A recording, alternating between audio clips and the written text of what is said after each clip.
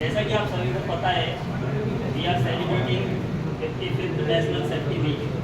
हम 55वां राष्ट्रीय सप्ताह मना रहे हैं। यहाँ एक क्वेश्चन निकलता है कि राष्ट्रीय सप्ताह क्यों मनाया जाता है, राष्ट्रीय सुरक्षा सप्ताह क्यों मनाया जाता है। तो राष्ट्रीय सुरक्षा सप्ताह मनाने का मुख्य उद्देश्य वर्क प्लेस पे, कार्य स्तर पे सुरक्षा के बारे में जानकारी कराना है और सभी एम्प्लॉइयों को सुरक्षा के बारे में जागरूक कराना मेन उद्देश्य है। दूसरा, एक्सीडेंट होने के बहुत सारे रीजन्स हैं, लेकिन मेनली 3 रीजन्स ऐसे हैं जिनकी वजह से ज़्यादातर एक्सीडेंट होते हैं। पहला, लैक ऑफ अवेयरनेस। ज़्यादातर एक्सीडेंट जानकारी के अभाव में होते हैं। हमें मालूम ही नहीं होता कि कितनी हाइट पर बेल्ट लगानी है, हमें मालूम ही नहीं होता कि वेसल एंट्री के लिए क्या चेक पॉइंट है, कौन सी आग के लिए कौन सा सिलेंडर यूज़ करना है। और इन सब चीज़ों की जानकारी की कमी की वजह से एक्सीडेंट होते हैं। इसके लिए कंपनी टाइम टू टाइम इस तरह के अवेयरनेस प्रोग्राम रखती है, जिससे ग्राउंड फ्लोर पर लोगों को एजुकेट किया जाता है, जिससे एक्सीडेंट कम से कम हो सके। दूसरा, नेग्लिजेंसी। बहुत सारे एक्सीडेंट लापरवाही की वजह से भी होते हैं।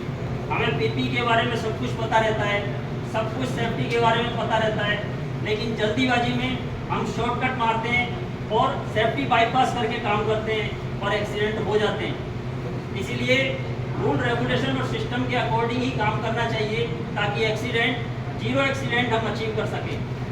तीसरा, टेंशन। ज़्यादातर एक्सीडेंट टेंशन की वजह से भी होते हैं। टेंशन किसी भी तरह की हो सकती है। घर की टेंशन, कंपनी की टेंशन, प्रमोशन की टेंशन, इंक्रीमेंट की टेंशन किसी भी तरह की हो सकती है। लेकिन हम काम कुछ करते हैं, कहीं करते हैं और ध्यान हमारा कहीं और होता है। ऐसे में एक्सीडेंट होने की संभावना बढ़ जाती है। किसी भी कंपनी का ग्रोथ सेफ्टी के ऊपर डिपेंड करता है। किसी भी इंडस्ट्री का ग्रोथ सेफ्टी के ऊपर डिपेंड करता है। अगर किसी इंडस्ट्री के अंदर रोजाना एक्सीडेंट होंगे तो वो इंडस्ट्री कभी ग्रोथ नहीं कर सकती।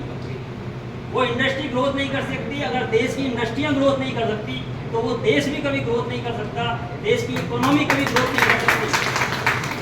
Today we are one of the most emerging economy in the world and developing rapidly in field of engineering, manufacturing, construction, project, financial services, technology, education, sports and many others which could not be possible without safety. Finally, I would like to say only one person is not responsible for safety. Only one person is not responsible for safety.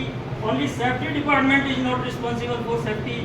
Only organization is not responsible for safety. We all are responsible for safety. We all are responsible. Thank you.